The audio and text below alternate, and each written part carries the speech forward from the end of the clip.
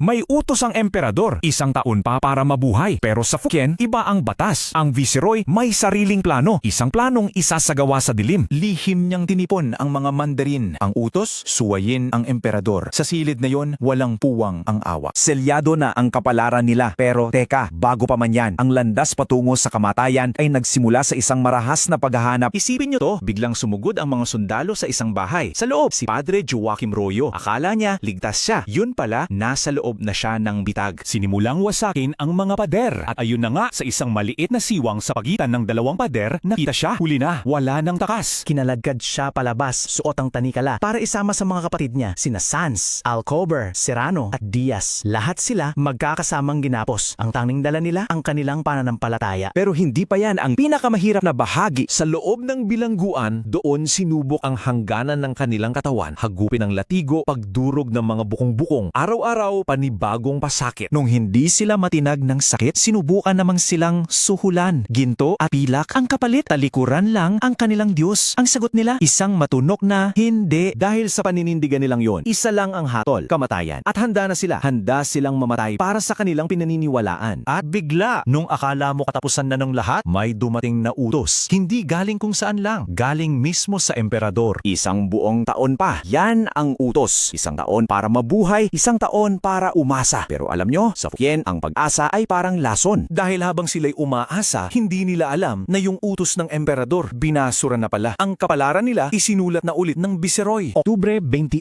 habang mahimbing ang tulog ng ibang preso, tahimik na gumapang ang mga berdugo papasok sa kanilang mga selda. Ginawa ang lahat sa katahimikan. Walang seremonya. Sina Padre Serrano at Royo, sinakal. Sina Padre Diaz at Alcover, binigti. Kinabukasan, ang mga katawan nila, sinunog. At yung abo, itinapon na lang sa isang hukay kasama ng mga ordinaryong kriminal. Yung pagpapatawad ng emperador, naging isa na lang hungkag na pag-asa.